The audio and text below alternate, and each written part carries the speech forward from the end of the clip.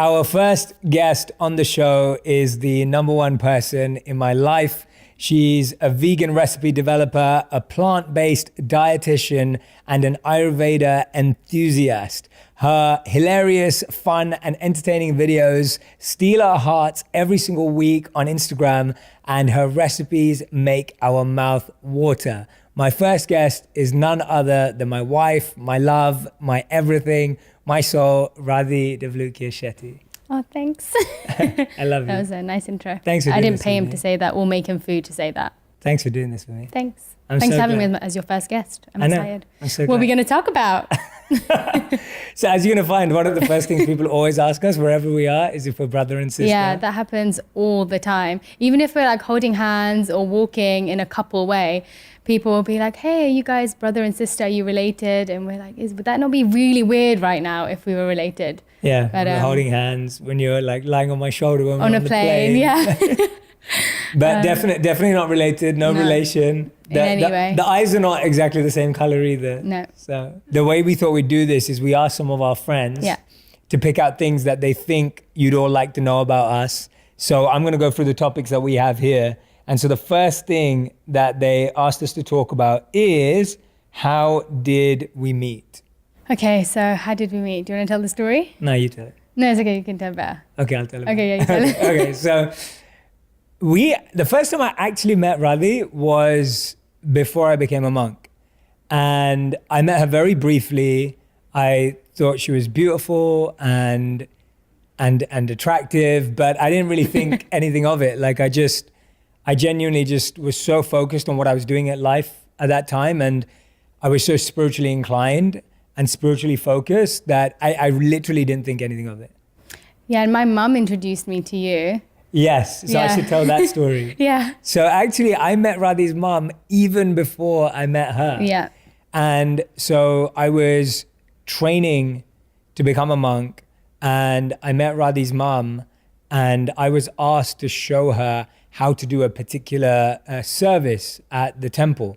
So I had to take her around, etc. Now, the incredible thing about this is that is the only time You ever asked? while I was there that I was ever asked to show Yeah. another person how to do this service. So the one day that I had to show someone how to do this particular service, this voluntary service at the temple, It was my the mama. one day that her mom turned up. And at that time, I didn't know she had a daughter. I didn't know anything about this lady. I was like, oh, she's around my mom's age. Yeah. And she was wonderful, and we got along, but I was just showing her what to do, and then literally didn't speak to her. No. And then my mum wanted me to get more involved in, and I really wanted to get more involved in like the spiritual side of my life. And so she met him and wanted me to get introduced to the youth community there. And so she passed on my number to you, but you passed it on to your sister. Yeah, absolutely. Yeah. So I passed it on to my sister. I was like, no, I need to stay focused, do my thing. And my sister's very spiritually inclined too. Big shout out to Amy. And then you guys got connected and you became friends. Yeah, and actually at that point, my mum had said to me, oh, you know, I met this really nice guy at the temple. And she was like to me, oh, after I met him, I prayed. And I was like, oh, I hope my daughter meets somebody like this. I know he's going to be a monk, but I hope she meets someone that's like this because he seems really nice. Little did he know what was going to happen. And then, go on. And then what happened? He became a monk. Mm-hmm. I heard you speak. Oh, I heard him speak all the time because he used to do lots of youth programs or university talks. And so, Sessions on philosophy, meditation. yeah, philosophy, meditation. And I was just like, oh my gosh, he's such an incredible speaker. And the way that he makes such incredible wisdom so relevant to us who were like young teenagers or not young You teenagers. weren't a teenager. I was a teenager. I was still a teenager. No, you was I weren't. 18? No, you weren't. No. How old was I? One thing you're going to realize throughout Yeah, this I'm whole so interview bad is at that time. I'm the one who remembers all the dates. I'm the one who remembers everything. Yeah, I don't remember anything. I barely remember things that happened like 2 years ago. So no, I wasn't a teenager. I was out of university, which feels like a long time ago. So I was in my 20s and I saw him speak and I just thought it was so incredible how he was able to articulate such deep wisdom in a way that was so relevant to people who were so young and probably wouldn't have been so interested in reading a book about it. And so I was in awe of him, and he also looked really cool. He had like a bald head. he didn't look like the type of person who was going to be speaking about these things. He had like tattoos and a bald head, but then he was in robes. And I was like, this is really, really cool, but weird at the same time. You're so strange. Yeah. And then when I left being a monk, which is a whole story in itself, we can talk about that another day. When I left being a monk, her and my sister were really, really close. Yeah. And me and my sister are really, really close. I trust my sister. She's one of my best friends. And I sat down with her one day and she said, well, you know what? Radhi likes someone. And I was just like, oh, who? And I was thinking she was going to say some other person's name. And she's like, she really likes you. And I was like, oh, I really like her. Like, I'd love to get to know her better. And we'd interacted. We'd got to know each other a bit better because we'd organized charity events together, etc. Yeah. And so I'd seen her not in the role of being a girlfriend, obviously, or someone that I was dating. I'd seen her interact with other people, other humans, inside a project management organization, organizing events. So I'd seen her personality and like observed how she behaved around certain people, how she had talked to people, how she interacted with people. And based on all those things, I thought she was a great person. So when my sister told me that, I was secretly quite happy as well. And I always heard about him through his sister, and his sister would talk about him with so much love and affection, and he treats her like she's his baby. No matter how old she gets, she's literally like his baby. And I used to see like conversations between them. I used to be like, oh my gosh, he's so sweet. Like, he's so sweet, even though he's gone off being a monk, but he was still really, really caring and loving towards his sister and his family. And then, I had told her that I liked him before he knew about it, or before you'd probably even thought about it. Yeah. So then that was it, really. That's how we met. We almost met before I became a monk. We hadn't really had conversations, etc. Never had conversations, never spoke, but had just seen each other in our own elements. Yeah. And then when I left being a monk, later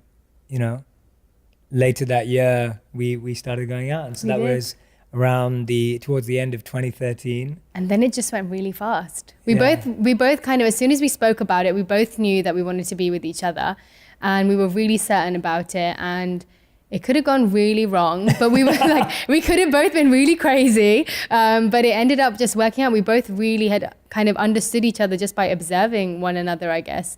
And there were a few surprises, I'm sure. But we got along straight away, and we were both pretty much went from, I really like you, to, I love you, in like a day. And then it was like, we want to get married in like a week. As in, we didn't get married in a week, but we said we wanted to get married eventually in a week after that.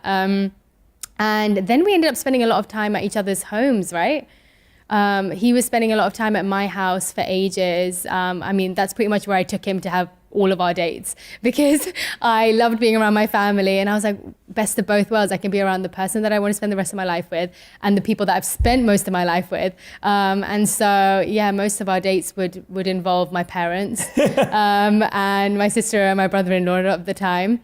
And so we got to know each other kind of in our own environments as well, really fast, which I think helped us fast forward a lot easier. Yeah, absolutely. Yeah. And I remember that my sister gave me like an action plan. She's like, this is what you're going to get along on. This is what you're going to struggle with. These are going to be your challenges. And I definitely owe it to her to bring us together. Like, I think she was a huge part of us being together, my sister, definitely. And she was like, because she knows me so well, and I feel she got to know you well as well. She was just like, this is what you guys are going to agree on. This is what you're not going to agree on. And it was so nice to have that. Yeah. Because you could go into a relationship having more understanding of the other person. Can I just say, one of the things she said that we wouldn't get along on is Bollywood, because I loved Bollywood songs and films at the time. But you like a good Bollywood song. Questionable. Once in a while. Questionable. But I decided to get over that. Yeah. And you barely, you've got to go over it. Still have a love for it. We spent a lot of time in each other's parents' homes and with our families, which was great because you had to be yourself. I used to love what your mum used to tell you. My mum was so funny. So obviously, like, it was a person to her that was, we were dating. And so usually you would put in a lot of effort in the way that you dress and doing your hair when the person you're dating comes over. But yeah, I would literally be in the same clothes that I was wearing like the whole day, which was pretty much like pajama bottoms and a really scruffy top. And my mum would be like, do you not want to maybe, you know, put a different top on, or you don't want to change your trousers? I was like, no, mum, if he can't love me in what I'm wearing right now, which is what he's probably going to see me in for the rest of his life, then it's just not meant to be. Okay, like he has to love me for. And she would, okay, but you could try, you know, a little bit. I was like, no. And it worked, so. And yeah. And she's so beautiful and cute. Like, even when she's dressed all hobo chic, I'm just like, I love it, you know? And it's quite nice, actually. Like, I genuinely believe this. Like, I've rarely see her with makeup on. Yes. And so, true. like, it's fun when you fall in love with someone based on who they are and their personality and their energy, and all of that beauty shines through. So, yeah, I love you. So that leads us nicely on to the next point that our friends wanted to discuss, which is, what's the key to starting off a relationship well? What's the key to starting it off well? So one thing for me was this, that because we didn't see each other in dating environments a lot, I feel like dating environments put this pressure of being in an interview. So I compare dates to interviews. It's almost like you have to put your best foot forward. You wear your best clothes. You try and say all the best things. And even if it's not the best, actually, it's us trying to be right. And that's what we do in interviews. When you go and interview for a job, it's like you want to be the right fit for that person. Yeah, and that's what happens in a dating scenario. Like, you're sitting opposite a desk just like you do in an interview, and then someone's asking you a question and you're like, okay, well, what do I have to say to make them like me or to say the right thing? Whereas we didn't really get to do that. No. And I'm not saying that was a conscious choice, but now when I look back at it and I reflect on it and introspect on it, I'm like, we didn't really get an opportunity to date in that sense. And that means that I got exposed to the real her, either by seeing her in a charity organization, seeing her in a real life scenario, how does she treat normal people, and then how she is with her family. And I'm like, that's the best view you can get of someone.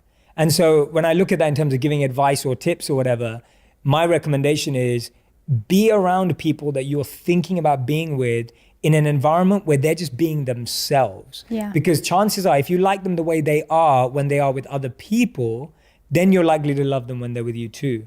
And so often we only see people that we are considering being romantic with or dating with, etc. We only see them in dates and dinners and movie nights and whatever it is, right?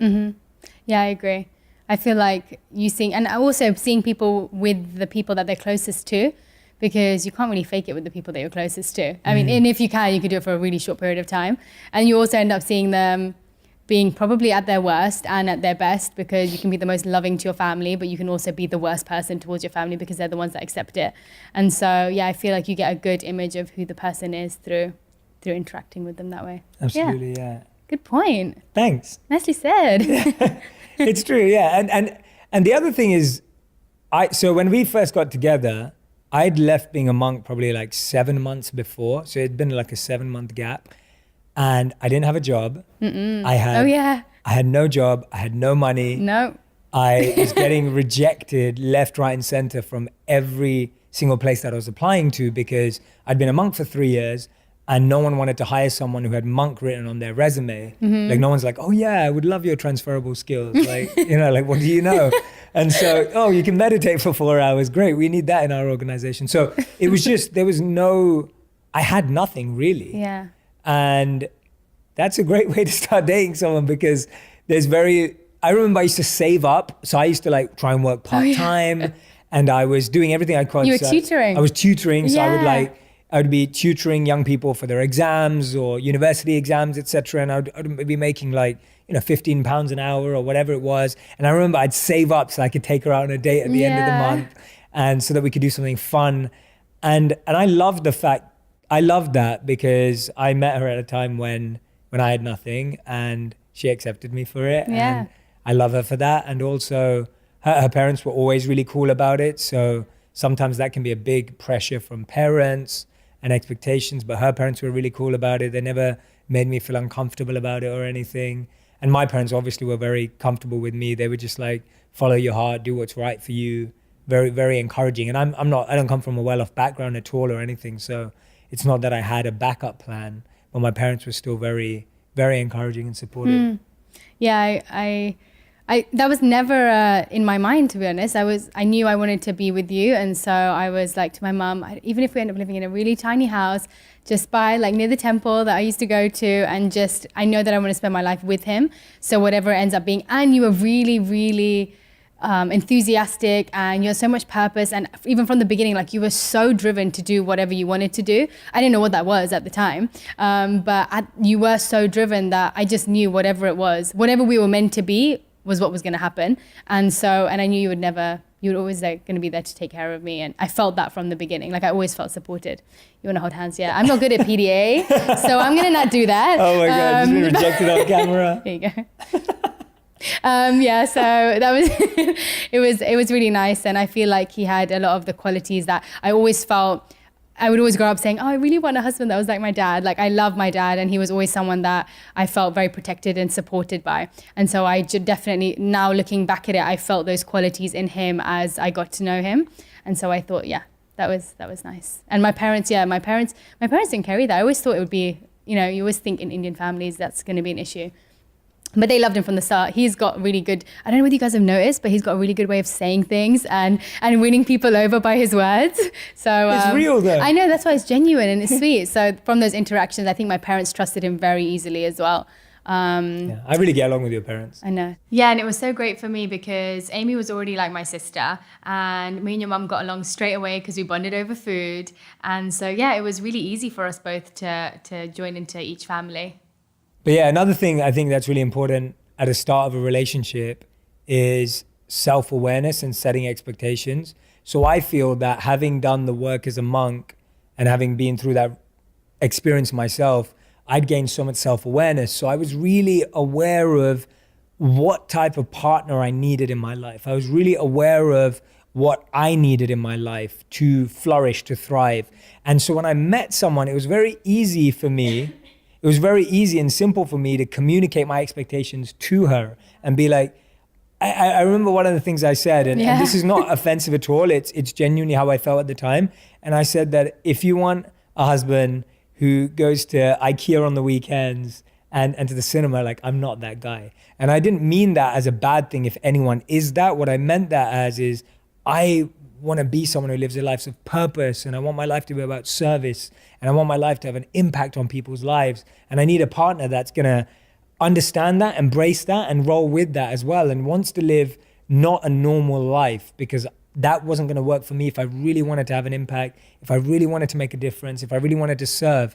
And so that wasn't an ego thing. It wasn't me thinking I'm better or above or special. It was me saying, this is a priority for me. Mm-hmm. And I don't need it to be your priority, but I need you to understand it to be mine.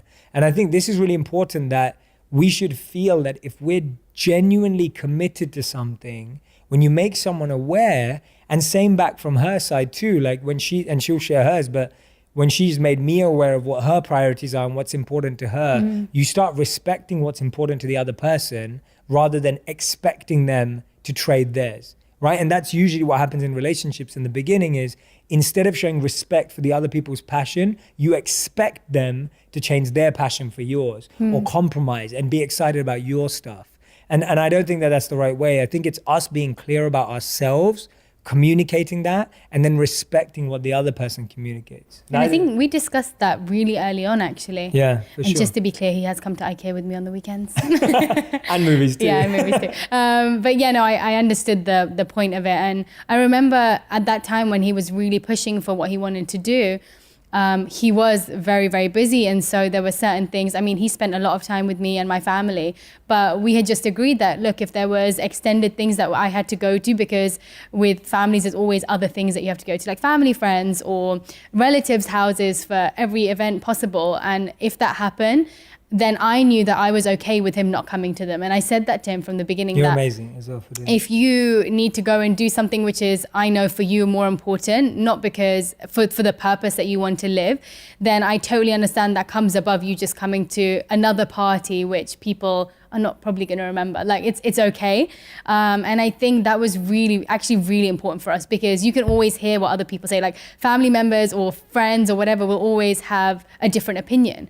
And so as long as you feel like you have discussed it and you really understand that person's point of view, then you don't feel kind of it doesn't rub off on you when people say things because you understand it deeply.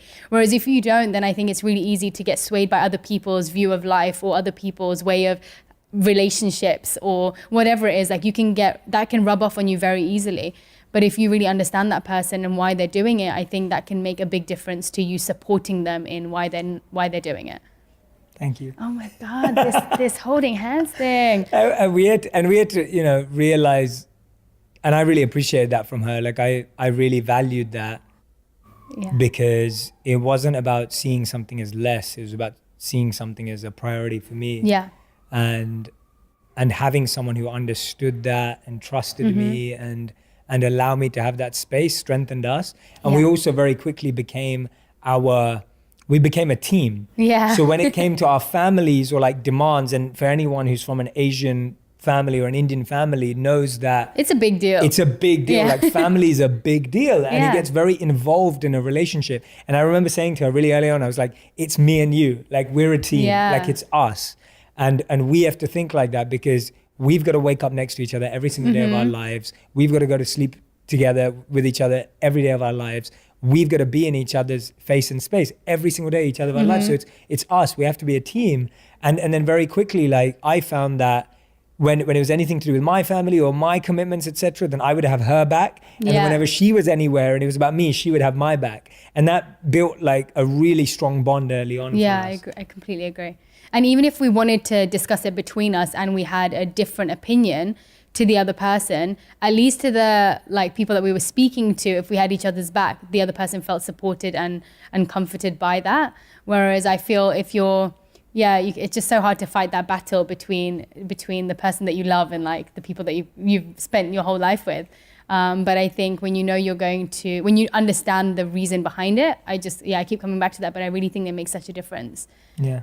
I remember earlier on in our relationship when we were talking about spending time with each other's family or even each other, you said something to me which has stuck with me for a really long time. I'm scared till now. now. No, it was really good. He was saying how we can spend so much quantity of time with people and it can be spent doing so many different things. You're with each other, but you're actually doing like, okay, you're watching a film or you're on your phones or you're spending the whole day together, but how much are you actually interacting with each other? And so I really loved that he would always choose quality time over quantity. So even if he's spending a short amount of time with me or my family or my friends, he would always make sure they've got his full attention. Like he would really make them feel, and he genuinely felt that way, that he was investing his full self into that moment. And I think that makes such a difference. And I never understood that at the time because it was always like, when you're spending time with family, it's just family time. But it really made me think about how I spend time with people rather than the amount of time I spend time with people. And as I've seen you do that while we've been together, I just think I've noticed how much people appreciate your full attention and how deeply you connect to them even in such a short space of time. Whereas I've been like the type of person who can spend an hour with someone and my mind can be somewhere else. And it's a training, it's a training thing, definitely. And I've learned that from you.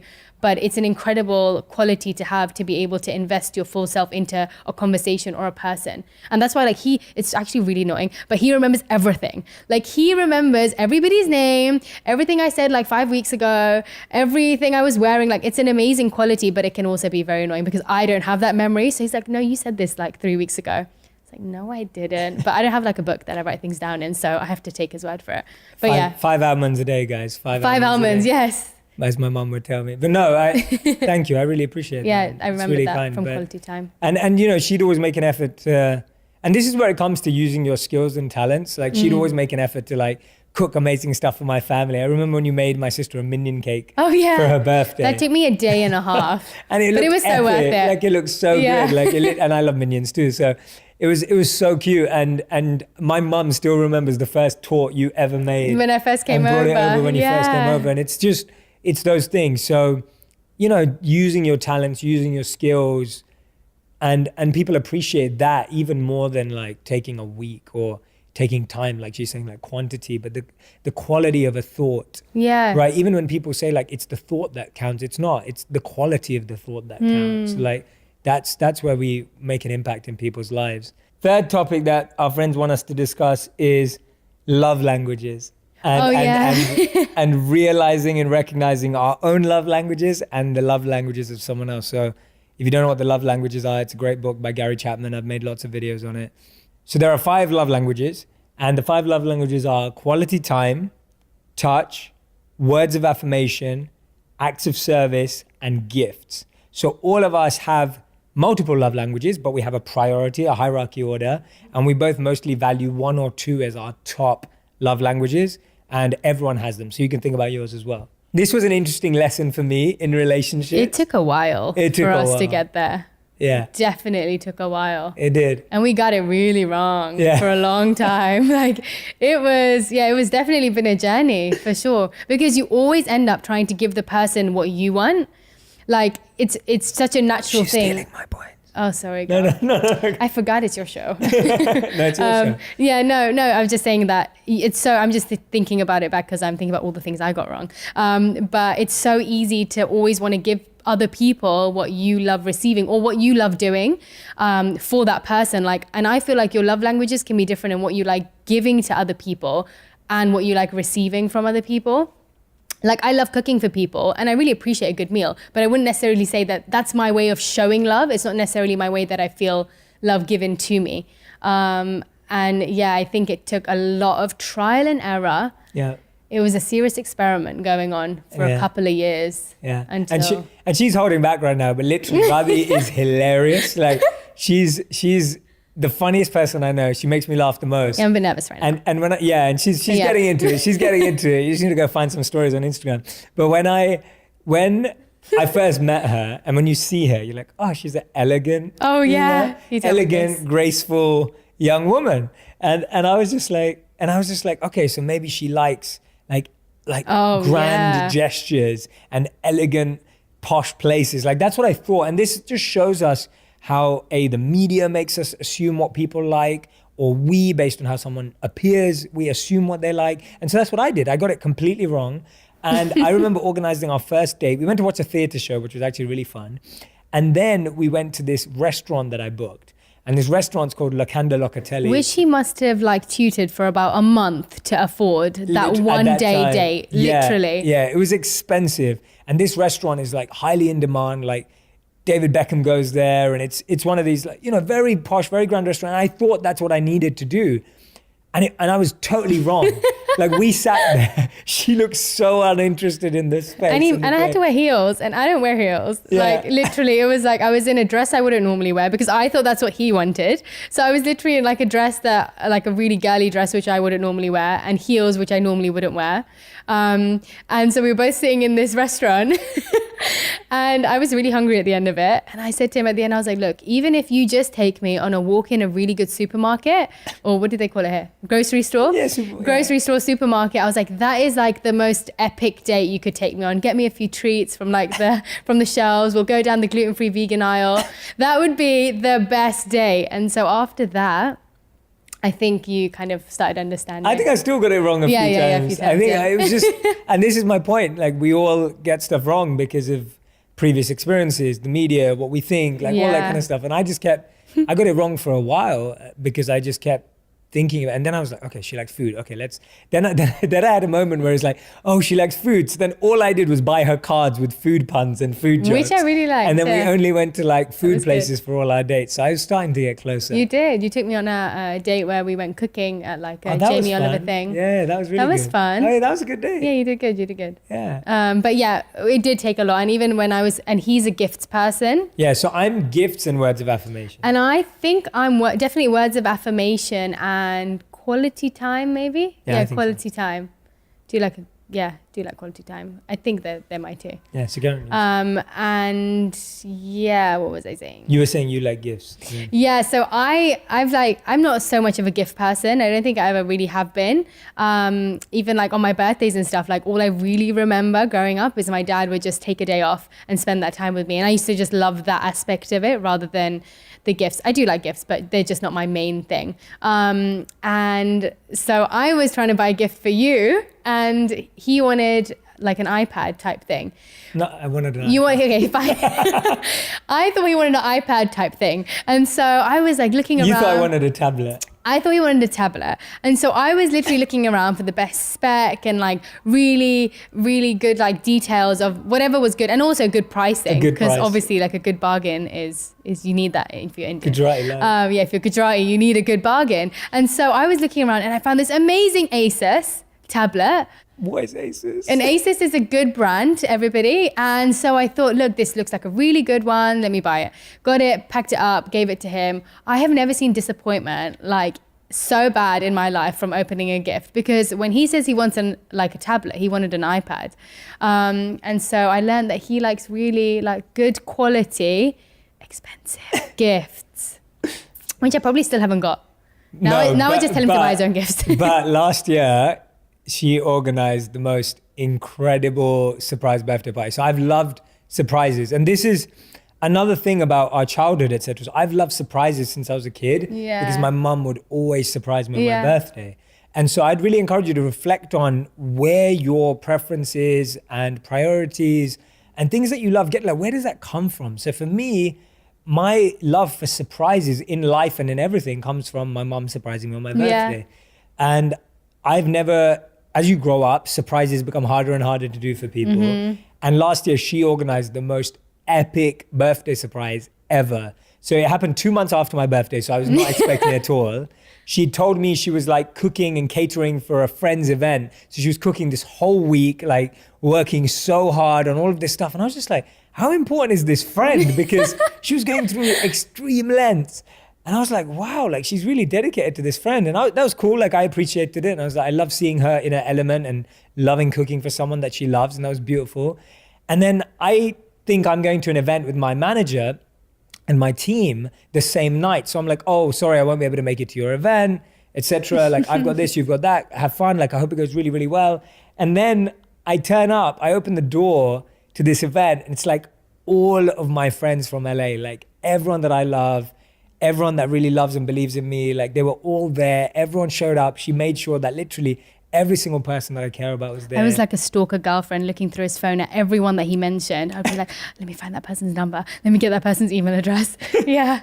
And literally it was genuinely after my wedding, after that, the best thing that's ever happened to me. Like it was that good. It was just amazing. Like it was the most beautiful event. It was really heartfelt, really meaningful. We had an illusionist. I love magicians and illusionists. Yeah, and you do. Had an incredible show. We had an incredible DJ playing violin to some of my favorite songs. All my favorite people were there from LA specifically because it was in LA. And I was just so blown away. Like genuinely, I was like speechless for the first time in my life because she'd completely outdone any expectation I could have ever had. Which was the hardest thing ever for me, because it was the first time I wanted to show him that I really understood his love language, and also like the effort that you go through to make something like that happen. One, I had no idea until I actually started going through it. And usually I would get to a point where I would find like a obstacle and I'll be like, you know what, I'll just take him somewhere instead. Like forget it, I don't need to do this. But he puts in a lot of thought into a lot of the dates that he plans. And so I really, really wanted to show him that I really understand it, and like that I've observed things about him, and I really notice what he loves and appreciates. And so it was the hardest thing I've ever had to do in my life. Like it was so hard. I'm not a planner. I'm not good at organizing. I'm just, it's not my, like, I wouldn't say it's my top 3 skills. Let's just say that. But I was just so happy that I did it and it was genuinely like the love that I have for him is the only thing that got me through it, because otherwise I would have just basically never called me for party planning. Never.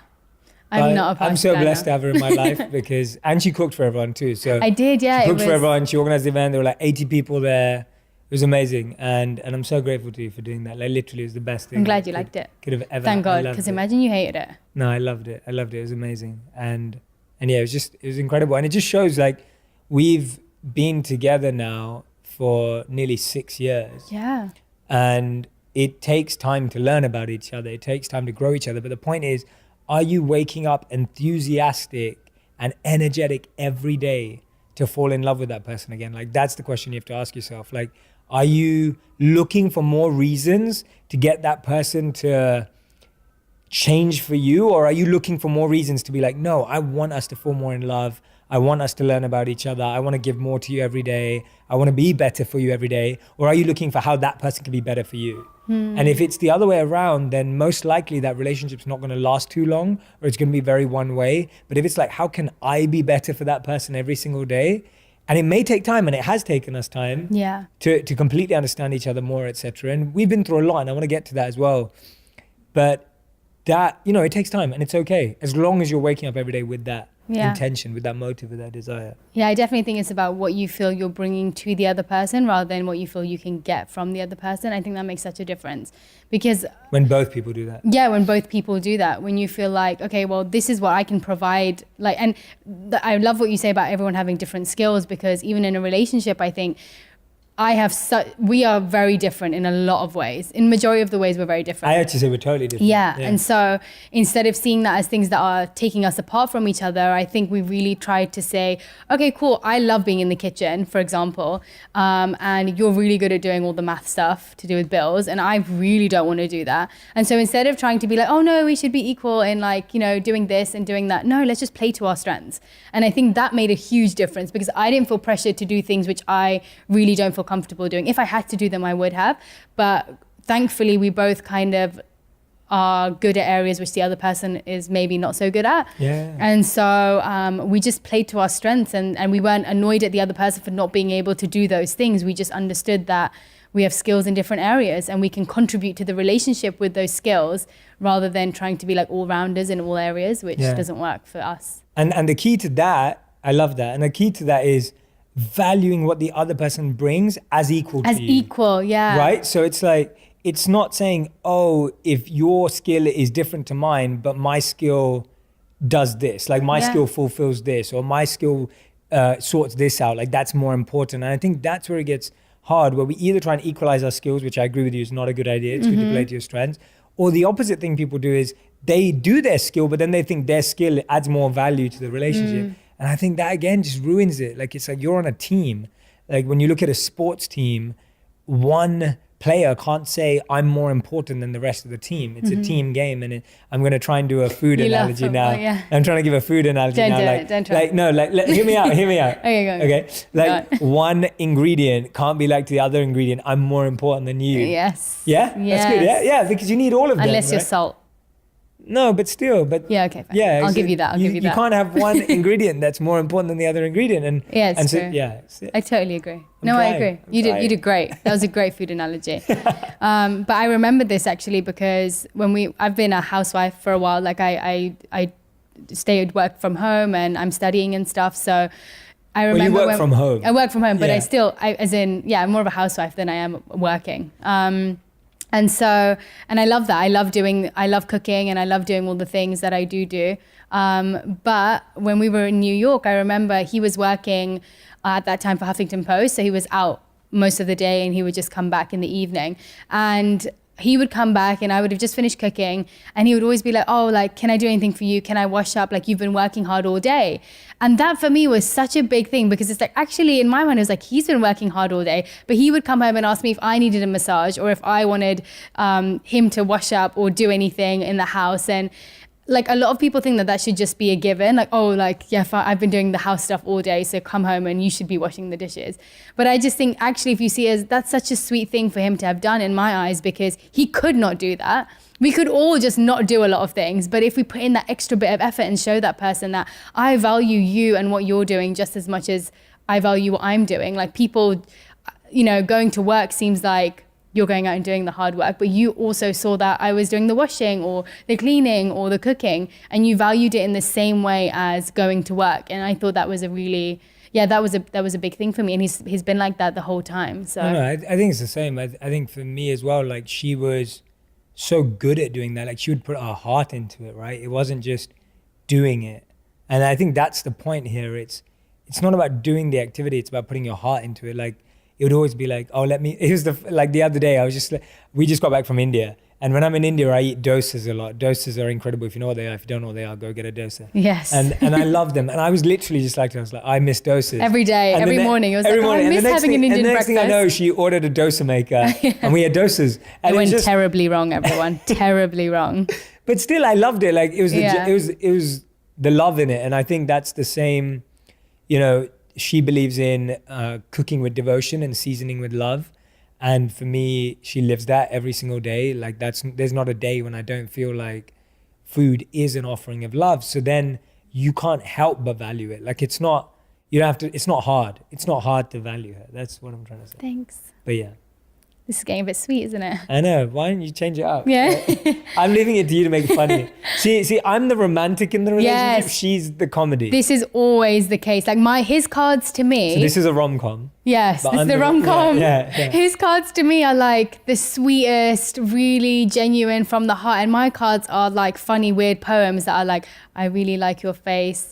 You don't know how to make cake. Like literally, that is what my cards were like.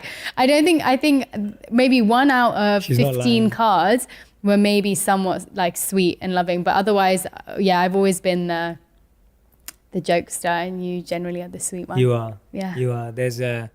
I'm gonna live up to my romantic tag in this relationship.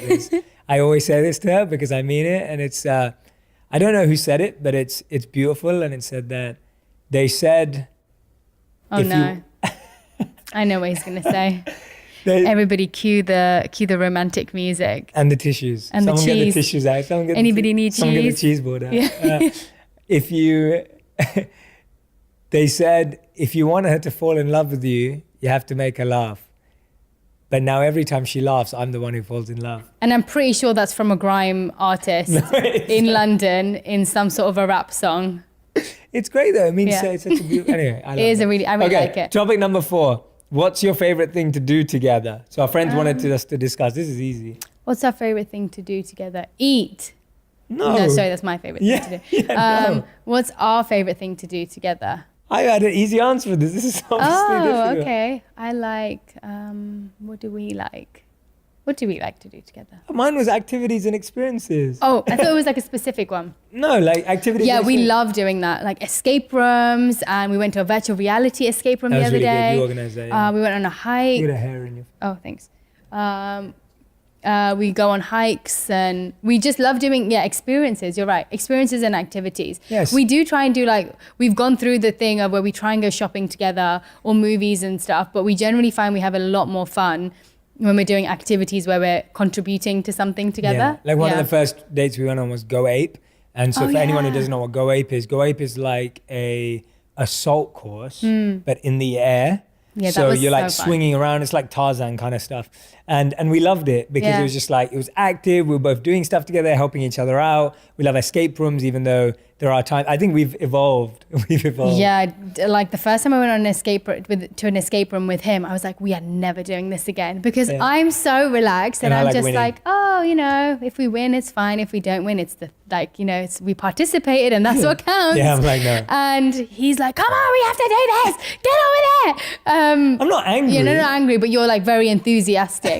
And so I'm sitting on the chair, like we're meant to be escaping a prison, and I'm just sitting there with like a hammer in my hand, and he's like looking around everywhere trying to search for it. He's like, why are you not helping? And then the trap door opens because she like by Yeah, and I mistake get it right anyway, just by being it right chilled anyway. out. So now I've realized, trust her. So we did that recently, and I trusted her. And it was good, and I actually got quite. You did well. Yeah. You did well. We enjoyed it. It was We a lot of did. That fun. was But really fun. Activities and experiences, getting outdoors, Yeah. doing stuff together, solving puzzles, something that engages us in talking, discussing, achieving something together is a great date. Yeah, we Like do like achieving doing something that. together when we went for that cooking class, for example, like we cooked a meal together. Like that was fun, and then we ate it. When you create together, Yeah. it's such a special experience. Yeah, that's so true. Actually. And I think that more of us should find time with our other halves, or even people who are dating or getting to know, to create together. Mm-hmm. You just learn more about the person. It's so much quicker, so much easier. We've also started spending a lot of time because of how our schedules work. Sometimes we end up just spending time together where we're just catching up and talking, which actually is quite nice, because Yeah. we didn't used to do that. And I think that used to get us to a point where we felt like we maybe didn't know each other as well as we wanted to, or understand each other as well as we wanted to. But now we do take out time to just, like catch up and ask the other person about what's going on. Me more so than him. He used to do this anyway. But I now am asking a lot more questions, and we really try to invest our interest into the other person, which is great. Yeah, and we love meditating together. And we love going to get vegan donuts together. Yes. So yes, that's true. So I'm going to go to meditation Okay, fine, first. yeah. But literally when we met, I used to teach her philosophy and meditation, and I Yeah. say this all the time. She's now a better meditator than me. She's more serious. She's more focused. She's more sincere. She's more devoted. It's amazing. Like being able to have that in my life is so powerful. And that I put above anyone bringing in conscious, spiritual intention and energy into a relationship. That's above someone bringing money. That's above someone bringing anything else. Like that's just the most powerful thing that you can bring into a relationship, because it's helping you eternally. It's helping you for the rest of your life. And I think it's undervalued of how much bringing positive, beautiful, spiritual energy is into a relationship. And you've been doing that since day one in our relationship. Like she literally, for the first few years we were dating, she was like waking up at 4 a.m. and going to meditate with the monks every morning, right? Like with the community. And she did that like while she was working a job, while she was planning our wedding, while she was working at the hospital, etc., and all the rest of it. And so I feel that you've prioritized your spiritual practices so highly, and I love you for that. And it's made such a difference in our relationship. And for me, it's like, what can I do to let you keep having that? Like, what can I do to keep letting you be that light in our life? Because that's something that you can't buy. Like you can't buy that anywhere. You can't just make that happen anywhere. And I value that more than any other contribution. And That's I learned the it all best from gift. him, so. I did. I actually learned it all from him. Like him and my mom have been like the two, and my grandma, they've been the people who have really been the key factors of spirituality in my life, and obviously my spiritual teacher too. But yeah, he has really shown me what leading a spiritual path and really focusing on it, what you can actually become from it. And I think that's a great motivation, because all the qualities and everything that he is now that's positive has come from the time when he was a monk. I think, would you agree? 100%. Yeah. And I just really feel that seeing someone live it after they've really gone through an intense period of being in a spiritual mindset, in an intense spiritual mindset for that longer period, I really see those qualities in him day to day, and how he reacts to things day to day is the product of his hard work that he's put in during that time. And I think that's a great motivation for me, because I'm just like, well, I want to see life in that way. Like I want to see situations in that way, or react to people in that way, or interact with people in this way. And I think everything has been from that time in your life. And so, yeah, I really think he's been a great inspiration for me in that area. And I just know that that's what brings me the most happiness. And when I don't do those practices, I know it's every part of my life suffering. So I know that if I really feel like I'm not dedicating enough time to my spiritual practices, then I'm a lot snappier with you, and I'm a lot like my relationships suffer, my quality of like the rest of the day just doesn't feel like it's got as much quality as it could have. I haven't got the most out of the rest of my day because I haven't prioritized my soul and like my connection to God at the beginning of the day. And for me, that's so important.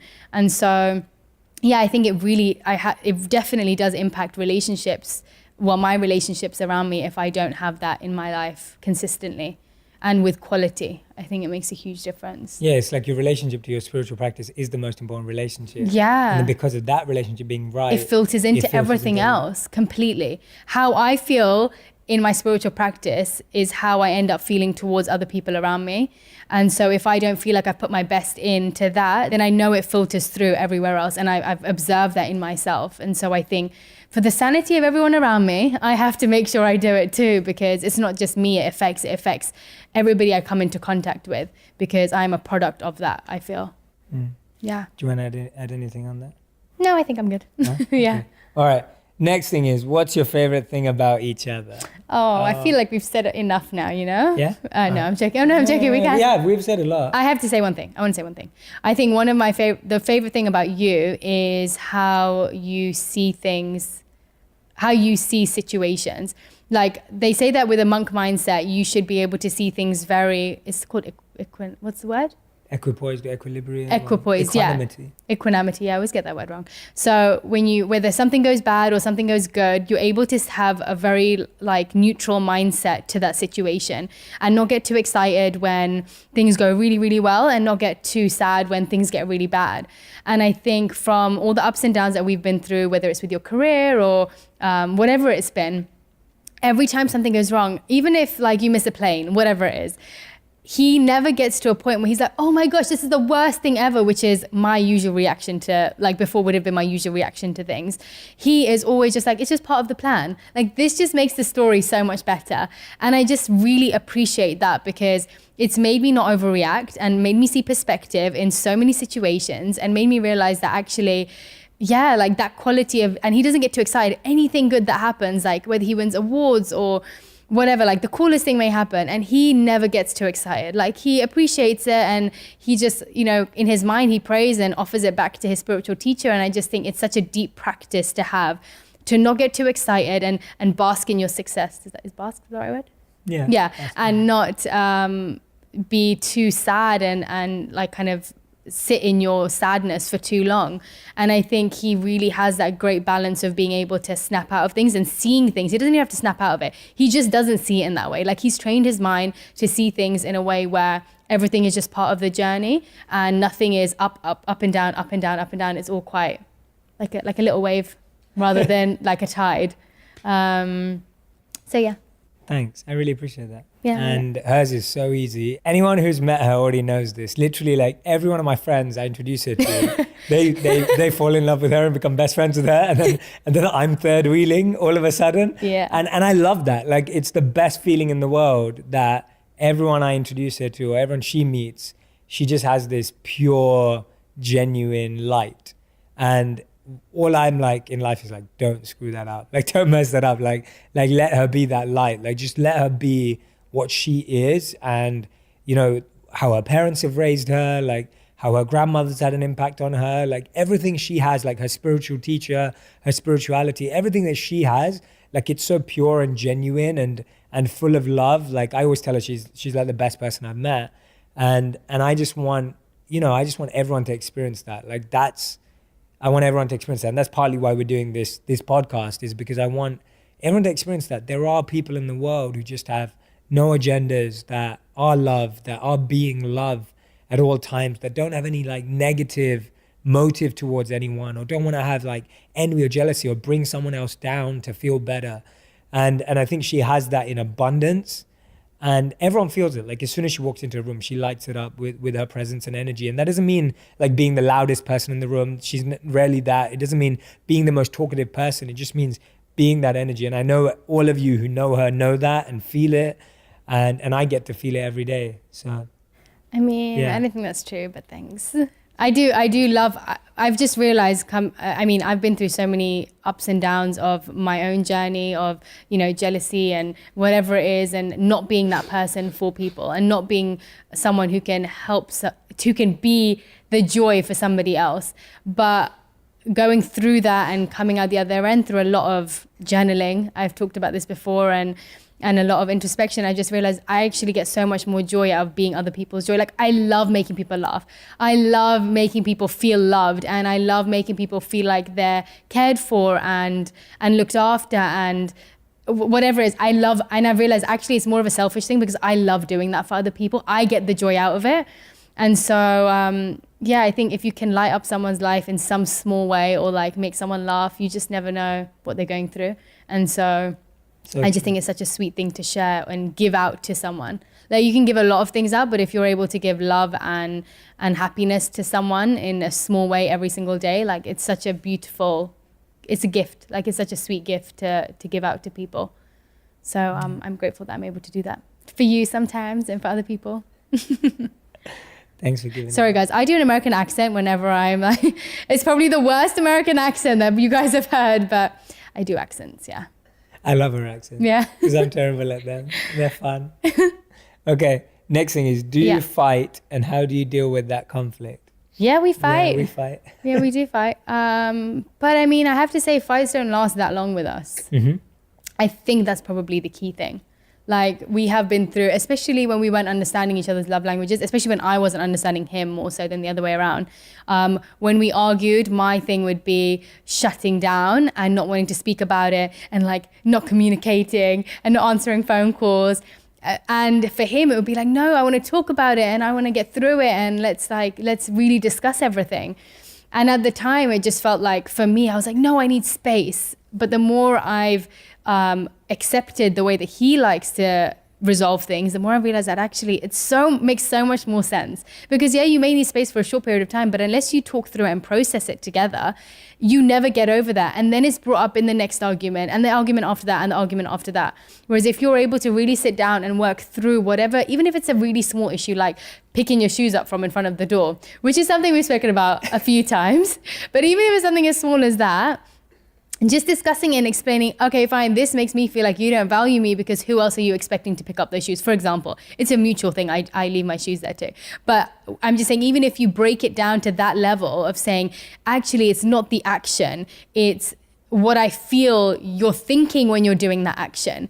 And so it usually isn't the action. It's usually not what the person's done. It's usually how it makes you feel from that person's action, if that makes sense. That makes loads of sense. Great point. And so I think breaking it down to that level of the feeling you're getting from that person by him doing that or by her doing that actually resolves the issue so much faster. And that has been completely you, because he really, we've never slept really on an argument. We've at least discussed it before. And I really, really believe in that. I heard it so much, but the more we've argued and the more we've resolved it before we've gone to sleep, like the next morning we are fresh and ready to go, like nothing's happened. And not because we're ignoring it and not because we're pretending like it didn't happen or we've brushed it under the rug, but because we have really talked about it and tried to understand it from each other's point of view.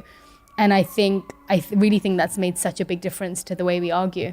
Yeah, I think that's a great point. That's such an important point. I think the point around, it's not about the action that hurts, it's about how that action makes someone feel is so much more important. Because sometimes I'm doing something really small and I'm getting it wrong, but I'm like, oh, it's so small. But then she's like, no, it's big. And I'm like, well, how's it big? And then she's like, because this is how it makes me feel. I'm like, oh, that is big, right? Yeah. And then I have that moment of like, aha, like the penny drops and I'm, oh, okay, it's big. It's not small again. Because you're never really doing things to, like, it's not like you're doing it intentionally. Totally. And it's also understanding that aspect of it.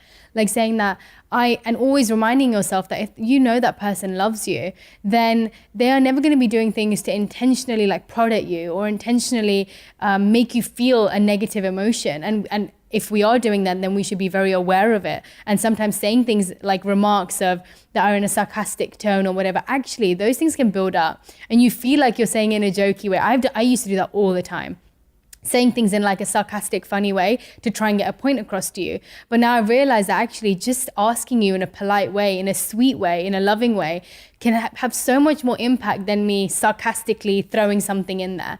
And yeah, so I think the way that we say things and the thought behind it actually makes such a difference. And now I know, like, whenever you do anything, even if it's small, when I process it in my mind before I say a lot of things to you, and actually it goes away because I'm like, I know the intention is not that.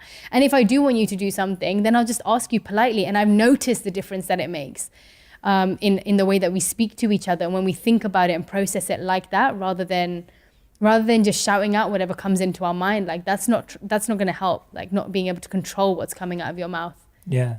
And anyone who says they don't argue isn't true. Like everyone argues. Everyone fights, everyone has disagreements, and they're good to work through, because disagreements usually just arise because we all have different upbringings. We all have different backgrounds. We're all raised differently. We're raised in different amounts of space. We're raised differently in terms of responsibility. And so now you're putting two different people with two different responsibilities together. And if you don't argue about it, you don't disagree about it, if you don't talk it out, then all you do, like she said, is you just end up living the same thing again and again and again.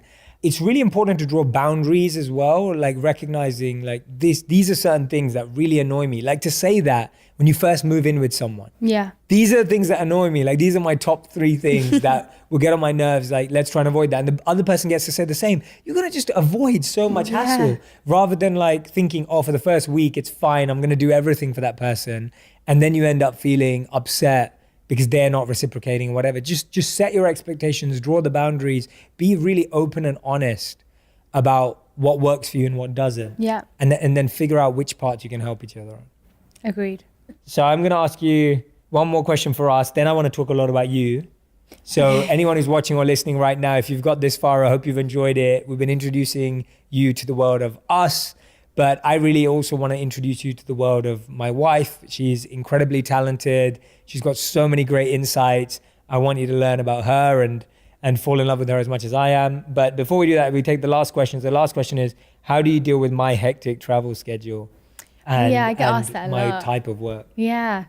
I think we've both been very independent people in our relationship. And I think when it comes to us being separate, like, it's just letting the other person get done what they need to get done. If I need to be away for work or you need to be away for work, I know it's not We that both you travel. Yeah, I know that it's not that you want to be away from me or that I want to be away from you. It's that we need to get stuff done. It's not the end of the world. We love each other, but we also need to go and do what we love doing. And so when I can, I travel with you. But if I can't, I catch up with the stuff that I really need to get done that maybe I'm not able to do in condensed like time when we're together. And so you just use it as an opportunity to get those things done. And yeah, I just think we're really good at being independent and we're really good at being together. And I don't know whether that answered the question, but yeah. No, and I miss her when I'm away from her. It's not like I don't miss her. And we both travel for work, so I can be away. I'm usually away for shorter stints more regularly, and she's away for longer stints irregularly. Yes. That's kind of how it works. So she could be away for like a month or two, but that happens like once or twice a year. And then I could be away for like 3 nights, but I do that regularly, like every month. And so we've both learned that we get more done personally, which is really powerful because you get to focus on what you're doing. I get to focus on what I'm doing. We miss each other more. So when we get back together, we're really excited to be with each other. So that adds another level of incredible beauty in a relationship. And the other thing is, I really believe that you have to be whole to then enhance each other in a relationship. I don't know if you want to talk about this. Like, you don't complete each other in a relationship. It's not half and half. It's whole and whole coming together. It's a full person and another full person filling each other up more and overflowing. It's not about I'm half full, you're half full, together we're full. Yeah, or like I've got a part missing of me that I'm trying to fulfill from that other person. I don't think that works because it's unnatural to feel like this person's going to fill a part of you. Like, it has to be you being the whole person. Like you said, I just don't think we can expect another person to fill us or a gap in us. And I think that makes a big difference, definitely, of being apart from each other. And I also think that I feel like I want to say this too, that every relationship is so different, and I don't think that this would necessarily work for a lot of people or a few people, but I don't think it would necessarily work for everybody. And some people really need that time where they're with that person all the time or messaging that person all the time, and that's totally fine. Absolutely. But when I speak about our relationship, I just always feel like I make it clear that this is just works for us. This works for us and it's great, but I don't think that it necessarily works for everybody out there, and I don't think what works for everybody out there is going to work for us. And I think that's a big deal, because I think we look up to different couples, or you see people in your life, your friends, and how they are in their relationship, and you kind of see things that you may want in a relationship, and you think that that's what you want, but you never really know until you're in a relationship with somebody and you notice how you both complement each other, because their qualities are completely different to your qualities.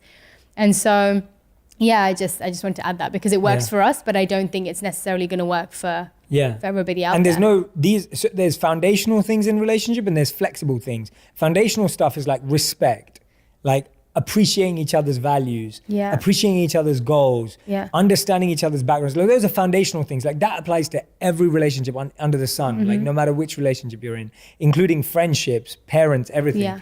And then there's flexible stuff like this, which can't be forced into everyone. Like how you should deal with being apart, how you should travel, schedules, like all the kind of functional stuff. That is not a thing that there's a right or wrong way. Yeah. The foundational stuff, there is stuff that works and there's stuff that doesn't. The flexible stuff is adaptable, is different for different people. Exactly what you said. Amazing. So now I want to move into what I'm really excited for all of you to hear. I hope that gave you a big insight into our relationship, our life. We got married, I didn't mention this, but we got married in 2016, Yeah. April. 23rd. Yeah. That's good. remembered. Yeah. And we've now been together for nearly 3 years. Wow, yeah. It's been incredible being married, and I'll come back to that as well. But I really want you to hear about my wife's incredible insights, especially because they're so related to health, right? Mental, physical, personal well-being. And she's definitely someone who lives and breathes what she shares. It's not just stuff that she talks about. I've actually probably never seen someone who's practicing what they preach as much. And so I'd love for you to hear these insights. So I'm going to ask you a few questions, Radhi. My first question for you is, how did you fall in love with food? How did I fall in love with food? I've always been a big foodie. Growing up, I was fairly overweight until the age of about 15. Let's talk about that. Yeah, about 15. Probably started losing weight around the age of 16. But yeah, I grew up always loving food, always loving carbs. Like I loved bread and all the things that I probably shouldn't have. And my mom was actually a personal trainer. My mom was a fitness instructor, so she had like slick abs like growing up. I was never really bothered by my weight until I went to school. And yeah, long story short, I loved food from being younger. My mom is an incredible cook. My grandma's an incredible cook. My sister's also an incredible cook. I've been surrounded by great cooks my whole life. And so my mom would always make beautiful food from around the world. Wherever we traveled, she'd always bring that home with us, and she'd make wonderful dishes. And so, yeah, I think being spoiled by that, when I was younger, I grew up with a really unique taste in food because I'd experienced so much growing up. And then my mum actually suggested I go into doing nutrition and dietetics at college or university. And I did that, and that's where my love for nutrition grew. Like I absolutely loved understanding the qualities of food and how they can affect our bodies. And I never really was into conventional medicine. Like I never liked taking anything for my body. I really, really believed in how natural things or foods and plants can really change the way that our body reacts to things or disease or health conditions. And so that's where my love for nutrition grew and food. And then I came across Ayurveda, and I actually don't know how. It must have been, I don't know how I came across it. I actually can't remember. I know my biggest exposure to it was when we moved to New York, but that was pretty much encompassed everything that I ever thought like everything I wanted to believe in, it had that in one science. And Ayurveda is actually, Ayur means life and Veda means knowledge. So it's literally the science of life. And it encompasses mind, body, and soul. And it really believes in the mind-body connection, but also completely believes and has solid science behind how food and the qualities of the different foods and how they can affect your body and how they can be healing and how they can be medicine or they can be toxins. The same food can be that for different people. And I love it because it's so individual and so personalized that our bodies are so different. Your body will react to a tomato completely differently than mine would. And so I really appreciate that because every single body is so unique. Like you can't have the same medicine for one person as you do for thousands and millions of people out there. It just doesn't make sense. Our genetics are different, our body's makeup is different, our elements in our bodies are different. And so Ayurveda really encompasses all of that. And so that completely grew my love for food and healing of food. And yeah, I've always believed in, we always talk about how love, the mother's love, like mother's cooking is the best because of the love that she puts in it. And in Ayurveda, it really believes that the consciousness, and this is one of the things that I loved most about Ayurveda, it talks about how the consciousness that you cook in or the consciousness that the food's been made in actually gets infused into that person. And so however that person's, everything that we're cooking with is living. Like every fruit, every vegetable, it's a plant. It grows. It has living cells, and so it takes in our energy. And so whatever energy you're putting into that food while you're cooking it is what the other person is digesting and eating. And so I thought that was such a beautiful aspect of it because you can change how a person feels through the energy that you're putting into even their food. And so my love for food grew even bigger after hearing that. And yeah. That's how I fell in love with food. That's awesome. I love that. And it's been fun watching you fall more in love with food and Ayurveda. Tell the audience about like a few simple well-being tips for the day. So whether it's food or whether it's essential oils or whether it's anything in your life that you add, split them up. So tell me 3 simple tips that people can do daily with their food. Let's start with that. Or With food. With food, yeah. Simple tips. I would say have 3 meals a day, but your largest meal should be in the afternoon. Our body is in sync with nature, and so when the sun is at its highest, we believe in Ayurveda they believe we have a digestive fire in our stomach, and so when the sun is at its highest is when our digestion is the strongest, and so that's when we should. It's when the nutrients are assimilated into our bodies a lot better. When the food is broken down so much faster and efficiently, and so if we're able to eat our largest meal in the afternoon, our heaviest meal in the afternoon, then that's actually a lot more beneficial to our body. And having our lightest meal in the evening, because this is the second tip now. Yeah, number 2. Have your lightest meal in the evening because one, your quality of sleep will be so much better. Your body's not trying to work while you're sleeping. When you sleep, you want every part of your body to be relaxed and every part of your body to feel like it's getting the rest to rejuvenate and to replenish for the next day. And so if you're able to have a meal that's much lighter, like soups or even a smoothie, then your body's able to rest, and your food is, a lot of food that's not digested turns into toxins in your body. And so if your body's trying to shut down and you're still putting lots of food into your body, it actually ends up turning into toxins a lot more toxins are produced if you're digesting food overnight. And number 3, drink lukewarm water. Never drink ice water. Ice water or really, really cold beverages actually dampens your digestive fire. And so you kind of want to drink drinks which are either room temperature or warm. Warm drinks and hot drinks really stimulate a lot of things in your body, but really keep your body purified and help with toxins elimination in your body as well. So those are my 3 tips. That's great tips. Yeah. And that's so important because I feel so many people eat really late and then go to sleep straight away. Yeah. So it's like a lot of people eating at 8 p.m., 9 p.m., 10 p.m. and then going to sleep straight away. Sleep, yeah. Or sleeping after midnight, obviously. But you're actually saying we should eat less in the evening. Yes. And then, of course, you believe in sleeping early. Yes, definitely. But the point is, that makes a lot of sense. That makes a lot of sense. Tell me some of the things that I wanted to talk to you about was around another few tips on well-being and wellness that you think would be useful to people. Well-being and wellness.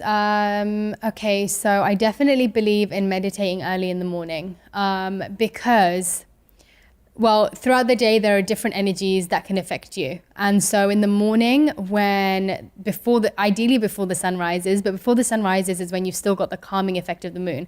And so your mind is a lot more rested. Your mind is fresh because you've just woken up, but also you haven't been affected by the world is still asleep. Like a lot of people are still asleep. And so you don't have that much energy around you.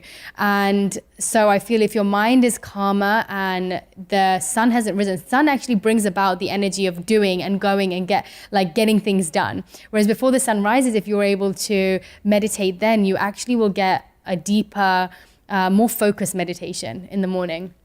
Another lifestyle tip I'd give is using a tongue scraper. That is so important. In Western culture, it's not normal to use a tongue scraper. I don't know if anyone's seen it, but it's literally so simple. It's like a copper or a metal rod type thing, which has It's like a U shape. Like a U shape that you can basically you scrape off all the. It sounds gross, but you scrape off all the toxins off your tongue in the morning and in the evening. You can use it when you brush your teeth, and actually if you end up swallowing those toxins, that can be the beginning of the toxins building up in your body. And so using a tongue scraper is an Ayurvedic must. Like you have to use a tongue scraper.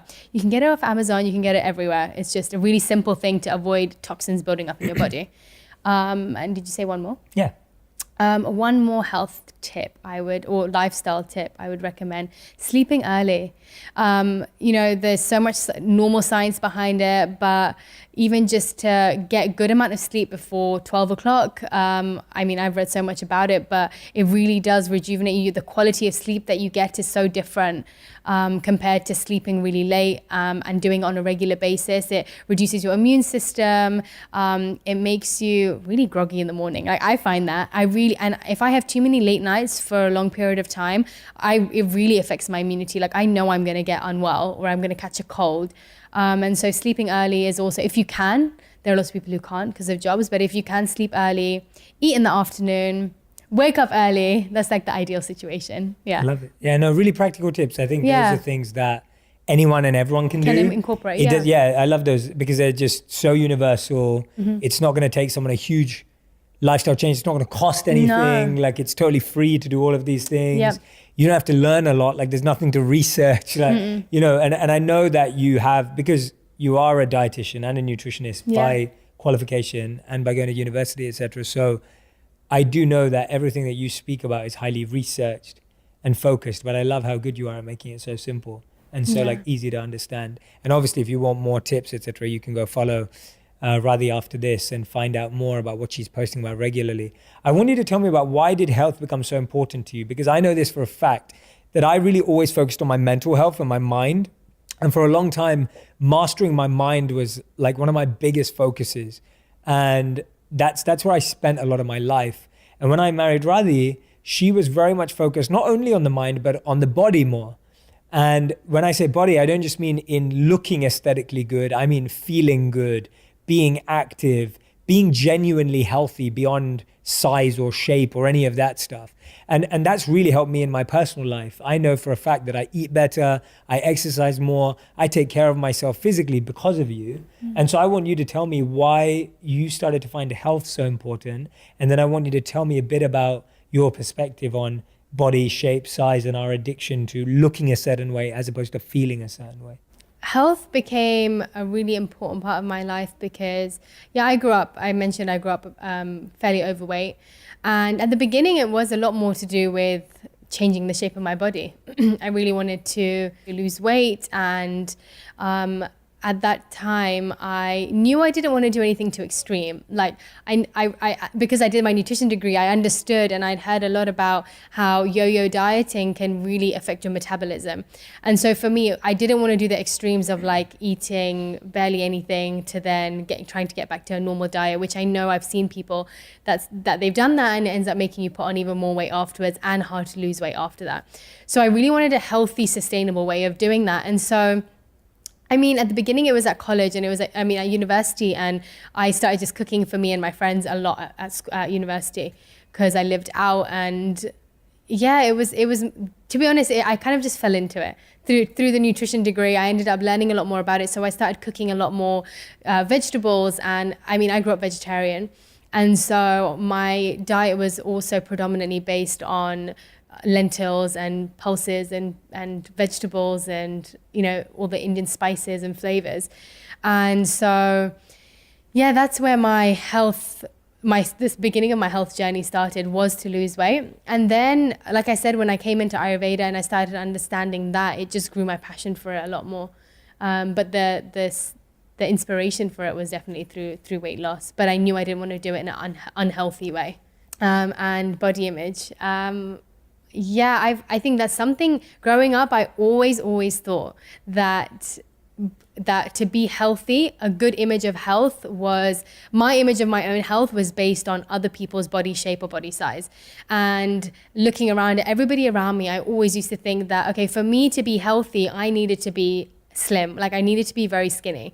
And as I've grown up and I've been through my ups and downs with my weight and with my journey of health, I really realized that actually I've got to this point, and when I feel the best, like my version of health is when my organs feel like they're working at its best, when my skin feels incredible, when my digestion feels great, when my hair, my nails, all the indicators that I feel represent good health, that I've learned is good health, when those things are happening, and also when my mind feels good. Like, when do I feel at my most comfortable?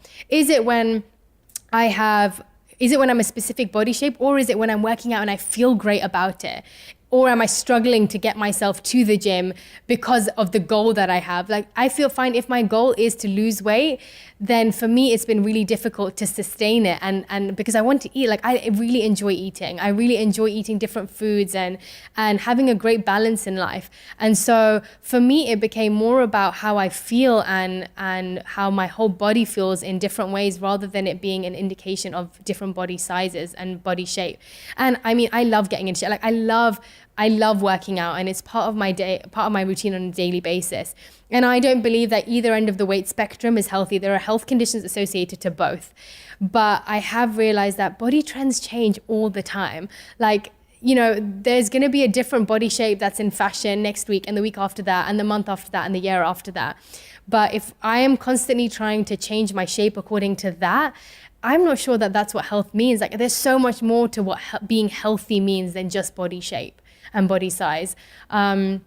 And so, yeah, I think that's what it means to me. I mean, I've struggled with it growing up, but at the moment now, after being through so much on that journey, I really feel like that's what health means to me. And that's where I feel the happiest, when I'm thinking about health in that way. Yeah, I love that answer. It's so true. I grew up, because I grew up overweight as well, when I lost weight for the first time, I believed that being skinny or being slim was health. And then when I realized that it definitely wasn't, because I went through my own health challenges, I was just like, oh wow, like health doesn't mean just not eating fatty foods, like, which is really as basic and simplistic as my knowledge was for so long. And so hearing you say that, obviously having you coach me in my life every day is amazing. I really value it. It's changed my life for sure in terms of how I feel and what I eat and what I do and how I use my time. So thank you so much. And definitely if you follow Radhi afterwards, you'll find so many great insights and more expert thoughts and practices that I think are genuine and they're practical for all of us. And that's what I love about them. That what she's saying works for everyone. They're universal, and it's not about getting a specific goal externally. It's about getting a specific goal internally. And I don't think there's anything. I think it's incredible if someone wants to change that. Like, I think it's incredible if someone has a goal of what they want their body to be. Sure. But all I'm trying to say is that I don't think just body shape is an indication of health, which Correct. I feel is seen as health in a lot of ways. Like a lot of fitness pages or a lot of exercise pages, they show most of the body shapes are similar. They are in a specific form, in a specific shape. And I just think it's incredible how beautifully unique everybody's body is. And it's like, that is the beauty of the world, that everybody is so beautiful and everyone is so unique in their own way, that why should everybody be aspiring for the same body shape? Why can't we all have our own individual shape and that be the beauty of it? Because trends change, like face trends change, body trends change, the way we speak changes, our slang changes constantly. I just think everything's changing so much that if we try and just focus on who we want to be and change according to our own motivation rather than other people's view or how we see other people, that will make a big difference to our mental state as well. Amazing. Which is the journey I'm still going on, guys. I'm kind of saying it for myself. It's a pep talk for me, but yeah. Okay, so what we're going to do now to end this show, every episode will usually have a final 5, but we're going to play a little game where we're going to guess certain things about each other. So I'm going to give you this. If you open up to a blank page. If you open up to a blank page, take this. I already know he's going to be better at this. So these are going to be a list of questions that our friends have asked us to answer. We're both going to write down the answer and then we're both going to reveal. Oh no. So the first question we have to answer is Radhi's favorite movie. Oh no. What is my favorite movie? I know a few, that's what's hard. Write top 3. Okay. Make it harder, why don't you? Oh no, but there are lots of Bollywood films I like too. No, Bollywood doesn't count. Oh, what? Okay. Oh, no, I'm not done. Oh. I don't know what my favorite movies are. I forgot. You can't play this game with Radhi because she'll forget what her favorite I've movie is. forgotten. Or it will change on the spot, so I may fail at this, but let's have a go. Okay. 3, 2, 1, go. What? Okay. You did it. I got 2. I got 2 out of 3. That's not Hitch, bad. but Can you see that? I watched it recently. Did I you watched see that? Hitch recently. I realized it's hilarious. I can watch it all the time. Okay, so A I Star got is 2 out of Born. 3. I don't know whether Star is Born is going to be an epic that I will always remember. Okay. And A Little Princess, if no one's seen it, if anyone's not seen it, you have to watch it. It's Okay. like the sweetest film. Nice. All right. The next question is Jay's favorite movie. Oh Let's yeah. do top 3 as well. Yes. Go on. What's that film called? The magician one? I'm not going to tell you, am I? No, you can't copy me. No, but I know the name. You can't copy me. I know the name. I just can't remember it. My top 3 movies are the easiest thing in the world. No one talks about them more than I do. Yes, I I know just this. watched one of them on the airplane the other day. I know. Which I told you about. You copied me, didn't you? No, You did. I didn't. You saw my answers. Okay, 3, 2, 1. that's what it's called. Prestige. I read the magic film, Inception, and watching me watch films. I do love watching it. That's Yeah, cute. I do love It's watching it. because I couldn't think of So another The one. Prestige is the best movie of all I time. got the if you haven't Prestige seen right. it. That was the magic film. And Inception. Yes. Magic film does not count. And watching me And Dark watch Knight. films. I love the Dark Knight trilogy. Yeah, okay. I knew All that. the Christopher Nolan movies. I actually knew that. I'm Okay. just not very good with names. All right, next question is Radhi's favorite food. Oh, that's a hard one. I know. That is a hard one. Not. Okay, ready? 1 second. Okay. I'm not really playing the game. Hang on. 3, 2, 1, go. My mum's food, Indian food, pizza and bread of any kind. Oh, I was Fries. gonna write anything. I was Fries. gonna write anything green Pizza Indian. and fries. I was gonna write anything green Indian plus My fries. mum's food is anything green. You so literally that's love right. chips. I do. I just forgot. Indian food, pizza, bread of any kind, and fries. Bread. I should have. I knew that. Yeah. I messed up. All right. Okay. Next question. Jay's favorite food. So Jay's easy. favorite food. So easy. It's only one love. Okay, ready? 1, 2, 3, go. Oh, but no, I thought we were talking about food, burgers and sausages and beans. You like Yeah, vegan beans sausages? on toast and sausages is good, but Oh, this is my chocolate. one Oh, true love. No, I didn't think we were talking If I about could trade sweet. every food Yeah, he in the world- literally loves chocolate. We're Yeah. not doing that great This right is not now. so great. All right. What annoys Radhi the most? Oh, I know this.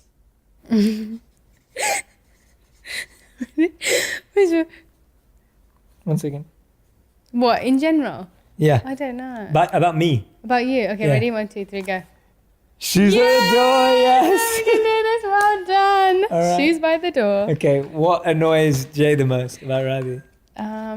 Yes. Okay, I've got this. Ready? Go. 3, 2, 1, go. Changing conversation mid convo. Oh no, timing. Oh, timing. Yes, I am always late. If we ever go anywhere and we tell you that we were late and we make up an excuse, it's always because of me. That's not true. No, Oh, yeah, it's true. It's true. It's okay. I own I it. know, yeah. I own it. Okay, next question is what is our favorite destination we've been to together? Oh, that's a hard. Actually, no, it's not that hard. India and Disneyland. Indian Disneyland. Yes.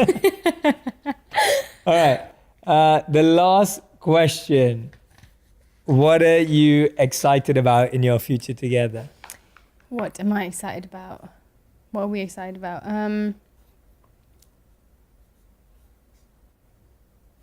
Ready? Yeah. Go. 3, 2, 1. His crazy dreams, which always come true. Being with you. Oh, that's really cute. All right. So that was the first ever episode of me interviewing my wife. We're going to do a lot more of this together, I think. Okay, I cool. had a lot of fun. I hope you all enjoyed it. I'd love for you to share your favorite tips, your favorite insights, your favorite things that you learned from this session or anything at all on Instagram. You can tag both of us. You're going to be seeing a lot more posts from both of us, doing a lot more content together as well. I'm so excited to share this part of my life with you. I hope you're excited to be on it with me. And I just want to take a moment to say this. I've literally taken her life on a crazy journey. And true. she's been the best, most supportive partner in the world. When we first met, she said she didn't want to live any further away than a 1 mile radius Yes, from her mum's home. Do you want I to say it? did. Yeah, okay, I'll say it. You want to say it? Oh, go on. Yeah, I literally told him, I was like, okay, I really want to get married to you, but I really need to live not more than 1 mile away from my mum And your sister. and my sister. And so we ended up buying a house that was 1 mile radius of my sister and my mum. And then 3 weeks later, he told me we had to move to New York. So Yeah. And so no, I agreed to it, first of all, but then I got this great opportunity in New York. We moved to New York. yes, We lived in New York for 2 years. Throughout that time, we bought a home, moved country. I changed job 3 times and got married all in the same year in 2016. I had to move on from a job while we were together too. We were like 4 months away from being broke. before I even started the whole media thing, I was rejected by like 40 companies. It's been a journey. It's been a journey. It's been incredible. We moved to LA around 7 months ago now.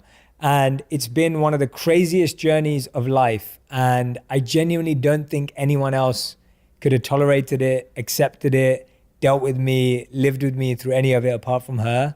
And I just want to take a moment to just say, like, you're amazing. I don't know how you did it. I appreciate you. There's no other person in the world who could have done it. There's no other person in the world that I would love to do it with. So thank you for being I feel the same way. Thank you for being the best person in the world. I love you so much. Love you too. Thank you. Thanks for coming on the show. It's all right. It was fun.